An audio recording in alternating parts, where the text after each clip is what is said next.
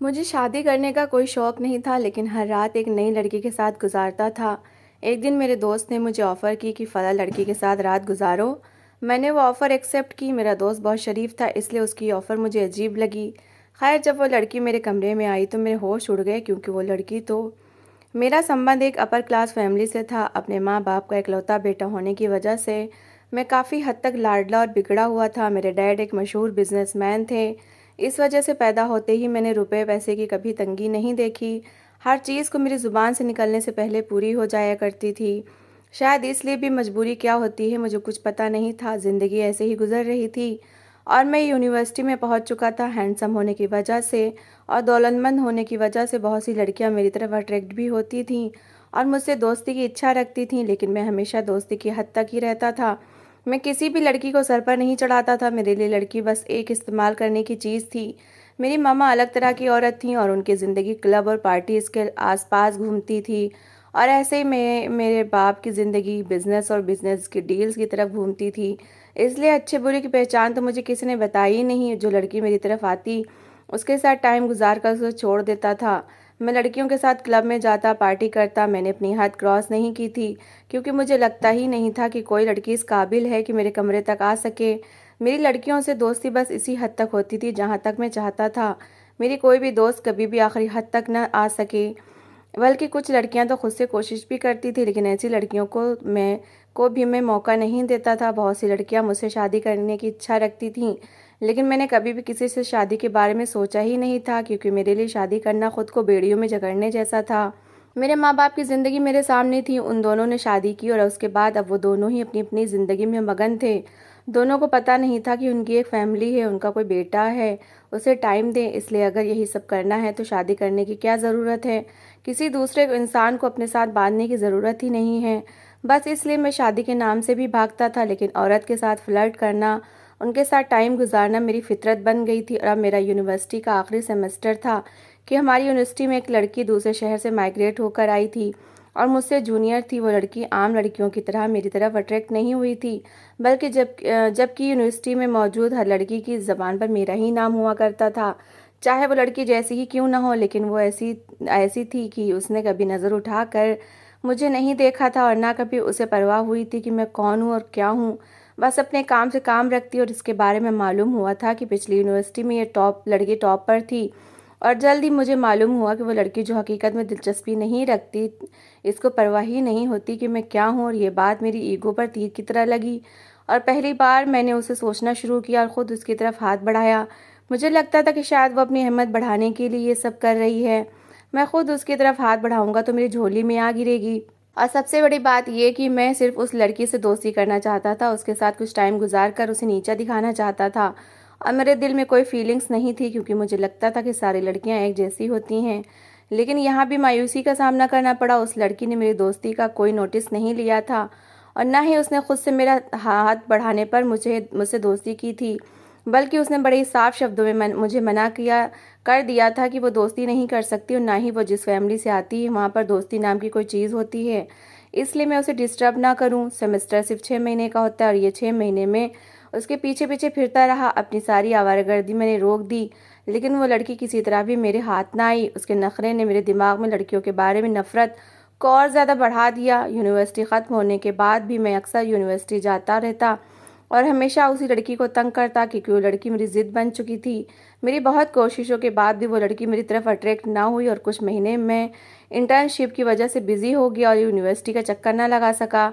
इसके बाद जब यूनिवर्सिटी गया तो पता चला कि वो लड़की यहाँ से जा चुकी है और उसका सेमेस्टर पूरा हो गया और इसके बाद वो लड़की इस दुनिया की भीड़ में खो गई। लेकिन उस लड़की ने मुझे एहसास दिला दिया कि मुझ में किसी चीज़ की कमी है, जो वो एक आम सी लड़की मेरी तरफ अट्रैक्ट नहीं हुई। किसी ने मुझे इज्जत और प्यार करना तो सिखाया नहीं था, इसलिए मैंने इस बात को ईगो पर ले लिया और हर लड़की से इसका बदला लेने लगा। बहुत शरीफ नजर आने वाली लड़कियों को अपनी तरफ अट्रैक्ट करता, उनसे प्यार का नाटक करता, उनके साथ टाइम बिताता था। इस दौरान एक हादसे में मेरे माँ बाप मर चुके थे और सारा बिजनेस मेरे हाथों में आ चुका था। मुझे कोई रोकने टोकने वाला नहीं था। मेरी हर रात ही लगभग नई सी नई लड़कियों के साथ गुजरती थी, लेकिन वो हमेशा अच्छे परिवार की लड़कियां होती। मैं कभी बाजारी लड़कियों के साथ टाइम नहीं गुजारा करता था। मेरे दोस्त और रिश्तेदार मुझे सलाह देते थे कि मैं जल्दी से जल्द शादी कर लूँ, लेकिन शादी के लिए मेरी एक ही शर्त थी कि लड़की ऐसी हो जो किसी चीज़ से अट्रैक्ट ना हो और उसकी ज़िंदगी में पहले कोई लड़का ना हो। लेकिन आज तक ऐसी कोई लड़की मुझे मिली ही नहीं। बड़ी से बड़ी नेक सीधी लड़कियाँ भी मेरी मोहब्बत के झांसे में आ जाती और उनकी सज़ा यही होती कि मैं उन्हें इस्तेमाल करके छोड़ देता। इसलिए मैं शादी की बात को सीरियसली नहीं ले रहा था कि मुझे लगता था कि मेरी पसंद की लड़की नहीं मिलेगी, लेकिन वो लड़की मेरे दिमाग से नहीं निकल रही थी जो यूनिवर्सिटी में थी। और मैं उस लड़की को ढूंढ रहा था कि वो लड़की शायद दुनिया में अकेली लड़की थी जो मेरी दौलत, मेरी पर्सनालिटी, मेरी इंटेलिजेंस और मेरी मोहब्बत के झांसे में नहीं आई थी। और इसके अलावा हर लड़की उन चीज़ों में से किसी भी एक चीज़ के झांसे में ज़रूर आ जाती और वो मेरे दिल से उतर जाती थी। इसलिए उसके साथ टाइम गुजार कर उसे छोड़ देता। और ये सिलसिला तब से चल रहा था जब से मैं कॉलेज में था। और अब तो मैं कामयाब बिजनेसमैन था, लेकिन अभी तक मैंने शादी नहीं की थी। बड़े बड़े बिजनेसमैन चाहते थे कि उनकी बेटियों से शादी करूं। कुछ लोग तो खुद अपनी बेटियों का रिश्ता तक मुझे देने को तैयार थे, लेकिन मुझे ऐसी लड़कियों में कोई इंटरेस्ट नहीं था कि मैं जानता था कि ऐसी लड़कियों के पहले से ही बहुत से बॉयफ्रेंड्स होते हैं। और ख़ुद इतना ज़्यादा पापी होने के बावजूद भी एक नेक, शरीफ और अच्छी लड़की चाहता था अपनी पत्नी के तौर पर, जो कि संभव नहीं था मेरे लिए। जो लड़की मेरे हिसाब से पूरी उतरती वो मेरी किसी भी चीज़ से अट्रैक्ट हो जाती और फिर मेरे बिस्तर तक आकर अपनी इज्जत को गंवा देती। जबकि मेरा अफेयर बहुत सी लड़कियों से चल रहा था, लेकिन मेरे मुताबिक कोई भी पूरी नहीं उतरी थी। इसलिए मैंने शादी भी नहीं की थी और ना ही इसका दूर दूर तक मुझे कोई संभावना नज़र आ रही थी। मेरे बहुत से दोस्त मेरी इस आदत के बारे में जानते थे कि मेरी हर एक रात नई लड़की के साथ गुजरती है। और जिस दिन मेरे पास ऐसी कोई लड़की ना होती उस दिन मेरे दोस्त भी कोई ना कोई लड़की अरेंज कर देते थे। लेकिन वो मेरी शर्त जानते थे कि मुझे वैश्या किस्म की लड़कियां नहीं चाहिए। और क्योंकि मैं इस काम में बड़ा एक्सपर्ट हो चुका था और दोस्तों की हल्की से शरारत भी समझ जाता था, इसलिए जो लड़की दोस्त से नहीं पटती थी वो अक्सर मुझे चैलेंज के तौर पर दे देते कि इसके साथ टाइम गुजार कर दिखा। और मैं अक्सर चैलेंज जीत जाता था और ऐसी पाप से भरी ज़िंदगी जी रहा था और अपनी ज़िंदगी पर बहुत खुश और संतुष्ट था।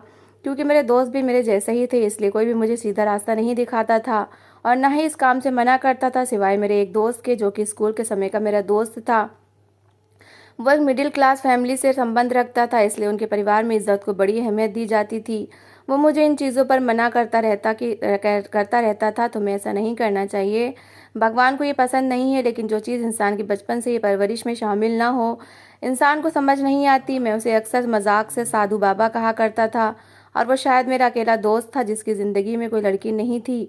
ना ही वो कभी लड़कियों से फ्लर्ट करता था, बल्कि बहुत अच्छे से नज़रें झुकाकर लड़कियों से बात करता था और हम लोग उस पर हंसा करते थे। मैं तो अक्सर उससे कहा करता था कि तुम इतनी शरीफों वाली ज़िंदगी गुजार रहे हो, लेकिन कल को जिस लड़की से तुम्हारी शादी होनी है वो ऐसी ही होगी जिसने पहले 2-3 लड़कों से फ्लर्ट कर लिया होगा। और ये बात मैं तजर्बे से कह रहा हूँ। शरीफ लड़की का भी कोई ना कोई चक्कर तो ज़रूर होता है, लेकिन वो हमेशा कहता था कि मैं जैसा हूँ मुझे वैसे ही लड़की मिलेगी और तुम उस लड़की को क्यों भूल जाते हो जिसके पीछे तुम पड़ गए थे यूनिवर्सिटी में, लेकिन उसने पलट कर तुम्हें जवाब नहीं दिया था। ऐसी लड़कियां भी दुनिया में ही होती हैं। और उसकी बात काफ़ी सही थी और मैं तो खुद ऐसी लड़की की तलाश में ना जाने कितनी लड़कियों के पास जा चुका था। एक दिन मेरी उसी शरीफ दोस्त से बातचीत हुई तो उसने मुझे कहा कि तुम मेरी बताई हुई लड़की के साथ रात गुजारना। मुझे बड़ी हैरत हुई कि इसकी ज़िंदगी में तो कोई लड़की है ही नहीं, तो फिर इसने मुझे क्यों चैलेंज किया और एक लड़की के साथ रात गुजारने को कहा। मैंने उससे पूछा कि लड़की कौन है, कहाँ है, उससे पहले बात करना होगी। उसने कहा कि नहीं, तुम्हें बात करने की ज़रूरत नहीं है, वो लड़की तुम्हारे कमरे में आएगी, इसके बाद उसे राज़ी करना तुम्हारा काम है और बस। इस पर मैंने उससे पूछा कि लड़की तुम किसी कोठे से लेकर तो नहीं आए, तुम जानते हो कि मैं इस तरह की लड़कियों के साथ रात नहीं गुजारता। उसने कहा कि ऐसा कुछ नहीं है, वो लड़की वैश्या नहीं है। जब तुम उससे मिलोगे तो तुम्हें खुद मेरी बातों का जवाब मिल जाएगा। तुम्हें जो सवाल करना है उसी लड़की से करना। मुझे बड़ी हैरत हुई कि वो लड़कियों के नाम से दूर भागता है और सबको अपनी बहन समझकर बात करता है। वो मुझे किसी लड़की के साथ रात गुजारने को क्यों कह रहा है, लेकिन मैं राज़ी हो गया क्योंकि उस रात मेरे पास वैसे भी कोई लड़की नहीं थी। लेकिन आज मेरे लिए अजीब ही बात थी। मैं जो जब से उस यूनिवर्सिटी वाली लड़की की वजह से मैं लड़कियों के करीब होना शुरू हुआ था, और ना सिर्फ करीब हुआ था बल्कि उन्हें अपने बेडरूम तक लेकर आया था, तब से ही मैं खुद लड़की को रात गुजारने के लिए अपने साथ लेकर आता था। लेकिन आज मैं अपने ही कमरे में बैठकर एक अनदेखी लड़की का इंतज़ार कर रहा था। मुझे कुछ अजीब सी बेसुकूनी भी हो रही थी क्योंकि सब कुछ रूटीन से हटकर था। लेकिन मैं अपने उस दोस्त को मना भी नहीं कर सकता था क्योंकि वो जो मुझे इन चीज़ों से मना करने वाला था अब खुद एक लड़की लेकर आने वाला था। और मैं इसके बाद इसी बात को उसके ख़िलाफ़ भी इस्तेमाल कर सकता था कि कभी तुम मुझे मना करते हो और कभी खुद ही लड़की ला कर देते हो। मुझे यकीन था कि आज के बाद कम से कम वो मुझे बातें नहीं सुनाएगा और ना ही कभी ऐसे कामों से मना करेगा। कुछ ही देर बाद मेरे दोस्त का फ़ोन आया कि वो लड़की को मेरे दरवाज़े पर ड्रॉप करके जा चुका है और अब वो लड़की मेरे घर के अंदर आ रही है। मैंने पहले ही अपने नौकरों को समझा रखा था कि जब लड़की आएगी तो उसे सीधा मेरे कमरे तक पहुंचा देना। इसके बाद उस लड़की को पटाने का तरीका मैंने सोच रखा था, क्योंकि मेरे दोस्त ने मुझे पहली बार चैलेंज दिया था और कहा था कि मैं सिर्फ ये करूँगा कि लड़की तुम्हारे कमरे तक पहुँचा जाऊँगा, इसके बाद उसे पटाना तुम्हारा काम है। मैं किसी तरह भी उसका दिया ये चैलेंज नहीं हारना चाहता था। थोड़ी देर बाद मुझे अपने कमरे से बाहर कदमों की आवाज़ सुनाई दी और फिर मेरे दरवाजे पर दस्तक हुई। मैंने परमिशन दी, दरवाज़ा धीरे धीरे खुला और मैं दिल ही दिल में वो बातें सोचने लगा जिससे मुझे उस लड़की को पटाना था। यहाँ तक कि वो मेरे साथ खुशी खुशी रात गुजारने पर तैयार हो जाती और मैं अपने दोस्त का चैलेंज पूरा कर लेता। लेकिन जब दरवाज़ा खुला तो दरवाजे पर एक लड़की चेहरे पर नकाब लगाए खड़ी थी। मुझे बड़ी हैरत हुई, लेकिन मैंने उसे अंदर आने के लिए कहा और बड़े अच्छे से उसे सोफे पर बैठने को कहा। मैं उस लड़की के सामने खुद को बहुत डिसेंट बनाकर पेश करना चाहता था ताकि मैं इसे अट्रैक्ट कर सकूं। लड़की बड़े अच्छे से चलती हुई आकर मेरे कमरे में सोफे पर बैठ गई। मैं भी सोच ही रहा था कि बात कैसे शुरू करूं और मैं इसे अपना इंट्रोडक्शन कैसे कराऊं कि अचानक उस लड़की ने अपने चेहरे से नकाब हटाया और उसके चेहरे पर नज़र पड़ते ही मुझे सारे शब्द भूल गए और मुझे यूं लगा कि जैसे कमरे की छत मेरे सर पर आकर गिर गई हो। मुझे ऐसे बुत बने देखकर मुझे उस लड़की ने कहा कि बस इतनी सी हिम्मत थी, मेरे इनकार की वजह से लड़कियों की जिंदगियां तबाह करते फिरते थे ना तुम हज़ारों लड़कियों की जिंदगियां तबाह कर लो, लेकिन मैं जब मानूं जब तुम मुझे हासिल कर लो। ये कहकर उस लड़की ने दोबारा नकाब लगाया और कमरे से बाहर चली गई।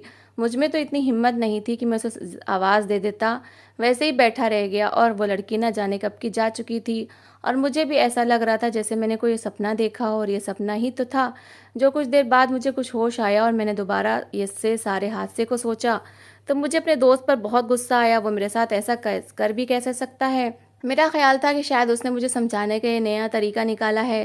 वो रात मेरी बहुत बेचैन बरी और बेसुकून गुजरी। एक तो उस लड़की को देखकर मुझे जो गहरा शौक लगा था उसी वजह से मुझे नींद नहीं आ रही थी, और दूसरा इतनी ज़्यादा रातें पाप में गुजारने के बाद एक रात सुकून से सोना मुझे नसीब नहीं हो रहा था, और तीसरा ये कि मेरे दोस्त का नंबर भी बंद था, वरना मैं उससे पूछ लेता कि ये क्या सिलसिला है। मुझे खुद पर गुस्सा आ रहा था कि मैंने क्यों उस लड़की को ऐसे ही जाने दिया, और उस टाइम मुझ पर ना जाने क्या असर हो गया था कि मैं हरकत भी नहीं कर रहा था, या शायद मुझे बिल्कुल भी इस बात का गुमान नहीं था कि मेरे कमरे में आने वाली लड़की वो होगी, और मेरे दोस्त को क्या ज़रूरत पड़ी थी कि वो उस लड़की को मेरे कमरे में भेजता। मेरे लिए सुबह का इंतज़ार करना मुश्किल हो गया था, लेकिन जैसे तैसे करके मैंने वो रात गुजार ही ली। दूसरे दिन सुबह सुबह मैंने अपने दोस्त को फ़ोन किया, लेकिन उसका नंबर लगातार ऑफ जा रहा था। मैं गाड़ी लेकर उसके घर की तरफ चला गया। वहाँ जाकर जब मैंने पूछा तो उन्होंने बताया कि वो रात का घर नहीं आया है। उसने तो कहा था कि वो काम के सिलसिले में कुछ दिन के लिए दूसरे शहर जा रहा है। मेरे दोस्त का इस तरह गायब होना और उसका इस लड़की को कमरे में भेजना मुझे हैरानी हुई। इस बात का जिक्र मैं उसकी माँ से नहीं कर सकता था कि वो इज़्ज़तदार औरत थी, और वो औरत ये बात सुनकर ही शायद वो मर जाती। मैंने अपने एक और दो दोस्तों से इसके बारे में पता किया, लेकिन कोई भी ये नहीं जानता था कि वो मेरा दोस्त कहाँ है। इस सारी बातों का एक हफ्ता गुजर गया, लेकिन वो एक हफ्ता मेरे लिए पिछली सारी ज़िंदगी से बिल्कुल अलग था। मैंने इस एक हफ्ते में किसी लड़की को अपने करीब तक आने नहीं दिया। ना मैंने अपने किसी दोस्त से बात की और ना किसी लड़की को अपने साथ रात तक घर में लेकर गया। मेरा दिल ही नहीं मान रहा था, जबकि मेरी सारी रात उसी लड़की की याद में बिता दी, और मैंने सोच लिया था कि अब मुझे किसी और लड़की की ज़िंदगी तबाह नहीं करनी। लगभग एक हफ्ते बाद मेरा वो दोस्त वापस आकर मुझे मिला। जब मैंने अपने दोस्त से इस बात का जिक्र किया कि वो सब क्या था और वो लड़की तो वही वही यूनिवर्सिटी वाली लड़की थी, तो उसने मुझे कहा कि वो मेरी किसी भी बात का जवाब नहीं देगा, बल्कि मेरी हर बात का जवाब वो लड़की ही देगी। मुझे हैरत हुई। मैंने कहा ठीक है, मुझे उस लड़की के पास ले चलो, क्योंकि मैं हकीकत में उससे बात करना चाहता था। उसके बाद मैं मेरे दोस्त का उस लड़की से एक जगह मिलना हुआ। उसे देखते ही मुझे मालूम हो गया था कि वो लड़की कौन है, इसलिए मैंने खुद को कंपोज कर लिया। मैंने उस लड़की से पूछा कि ये सब क्या है, क्योंकि वो लड़की वही यूनिवर्सिटी वाली लड़की थी जिसके पीछे मैं इतना समय पड़ा रहा था। लेकिन उसने मेरी किसी भी बात का ठीक से जवाब नहीं दिया था। मैंने उससे पूछा कि वो मेरे दोस्त को कहाँ से मिली और उसने उसे ही मेरे घर में रात गुजारने को क्यों भेजा था। इतने सारे सवाल थे जो मुझे इन दोनों से पता करने थे। उस लड़की ने मुझे बताया कि वो बहुत अमीर कबीर लड़की नहीं है, बल्कि उसके माँ बाप बचपन में ही मर चुके हैं और वो अपने मामा मामी के घर रहा करती थी। उसकी मामी उसे देखना भी पसंद नहीं करती थी, इसलिए वो हमेशा उससे नफरत करती थी, और वो यूनिवर्सिटी तक अपनी मेहनत के बलबूते पर गई थी। फिर उसके मामा की पोस्टिंग हुई तो वो यहाँ उनके साथ आई थी। इसलिए उसने यूनिवर्सिटी में माइग्रेशन करवाई थी, और पहली बार यूनिवर्सिटी की लड़कियों की तरह मैं भी आपकी इंटेलिजेंस और पर्सनालिटी से अट्रैक्ट हुई थी। लेकिन जब उसे मेरे कैरेक्टर के बारे में पता चला तो उसके दिल में मुझसे नफ़रत पैदा हो गई, क्योंकि वो कैरेक्टर पर जान देने वाली लड़की थी। उसकी मामी ने उसे इतना तंग किया, लेकिन उसने कभी अपने कैरेक्टर पर किसी तरह का समझौता नहीं किया था, इसलिए वो मुझे कोई मजबूत जवाब नहीं दे रही थी। समय गुजरता गया और वो यूनिवर्सिटी छोड़कर चली गई, लेकिन उसने कभी अपने कैरेक्टर पर समझौता नहीं किया। लेकिन इतने सालों बाद मेरा ये दोस्त उसे मिला और उसने उसे बताया कि तुम्हारा साथ न मिलने पर मेरे दोस्त ने न जाने कितनी लड़कियों की ज़िंदगियां तबाह की हैं, और अब तक भी ऐसा कर रहा है, और उसे बिल्कुल एहसास नहीं कि वो क्या कर रहा है। तुम ही हो जो उसे बचा सकती हो, और अब मैं किसी हद तक अपने पैर पर खड़ी हो गई थी। मामी ने तो मुझे तभी घर से निकाल दिया था जब मैं पढ़ती थी, इसलिए मैं दोबारा यहाँ से माइग्रेट होकर पुराने शहर चली गई थी। लेकिन मामी ने जब मुझे देखा तो उन्होंने मेरे चरित्र पर इल्ज़ाम लगाकर मुझे घर से निकाल दिया कि मेरे लिए उनकी नफ़रत में बढ़ोतरी हो चुकी थी। फिर मुझे तुम्हारा दोस्त मिला तो इसने तुम्हारी सच्चाई मुझे बताई, तो मुझे लगा कि बाकी सब लड़कियों को मुझे तुमसे बचाना चाहिए, इसलिए उस रात मैं तुम्हारे कमरे में गई थी। तुम्हें क्या लगता है कि सारी लड़कियां एक जैसी होती हैं? लेकिन सब एक जैसी नहीं होती। हम लड़कियां अपनी इज्जत पर और कैरेक्टर से समझौता नहीं करती। अगर तुम्हें ऐसा लगता है कि लड़कियां तुम्हारी दौलत और पर्सनालिटी की वजह से तुम्हारे पीछे पीछे भागती हैं, तो ऐसा नहीं है। तुमने लड़कियों को प्यार का झांसा दिया है। वो लड़कियां इस झांसे में आकर तुम्हारे प्यार में गिरफ्तार हो गई होंगी, इसलिए उन्होंने तुम्हारे साथ अपनी इज्जत बेच दी।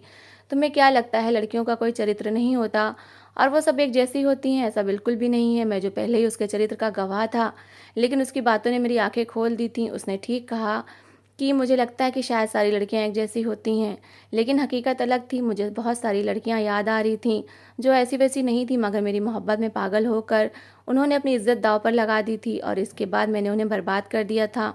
मैंने उसे वादा किया कि आइंदा किसी लड़की के साथ ऐसा नहीं होगा, बल्कि न सिर्फ मैं ये सब छोड़ दूंगा, बल्कि ऐसी लड़कियों के लिए मैं फाउंडेशन बनाऊंगा। मैंने उसे अपने दोस्त के सामने ही प्रपोज भी किया, लेकिन उसने बताया कि वो दोनों पहले ही शादी का फैसला कर चुके हैं और उस लड़के यानी मेरे दोस्त के माँ बाप को भी कोई ऑब्जेक्शन न था। दोनों ने मुझसे कहा कि मुझे एक दिन ज़रूर कोई ऐसी लड़की मिलेगी जो मुझे हर तरह से संभाल लेगी, और मेरा वो दोस्त कहने लगा कि मैं इस लड़की से बहुत पहले से ही प्यार करता था। मैं जानता था कि इस लड़की की ज़िंदगी में कोई नहीं है, और इससे मोहब्बत मुझे इसके कैरेक्टर की वजह से हुई थी। मैं जो कहता था कि वो लड़की मेरी ज़िद है, वो मेरी ज़िद से मेरी मोहब्बत कैसे बनी, मुझे खुद भी मालूम ना हुआ। मुझे इस बात का अंदाज़ा उस रात हुआ जब वो मुझे मेरे कमरे में आई, जो बात मैं खुद से भी छुपाता रहा था। अब इन दोनों की खुशी के लिए मैंने उसी बात को अपने अंदर दफन कर दिया और खुशी खुशी इन दोनों को शादी की मुबारकबाद दी। लेकिन इसके बाद मैं सारी ज़िंदगी शादी तो नहीं कर सका, लेकिन किसी और लड़की की इज्जत को दागदार भी नहीं कर सका, क्योंकि वो एक लड़की मुझे बहुत बड़ा सबक सिखा कर गई थी। तो दोस्तों, इस कहानी को लेकर आपकी क्या राय है, कमेंट बॉक्स में ज़रूर बताएं। और अगर आपको हमारी आज की कहानी अच्छी लगी हो तो प्लीज़ लाइक ज़रूर करें। अगर आपने अभी तक हमारे चैनल को सब्सक्राइब नहीं किया तो ज़रूर कर लीजिए। तो मिलते हैं ऐसी ही एक मोटिवेशनल कहानी के साथ। Thanks for watching.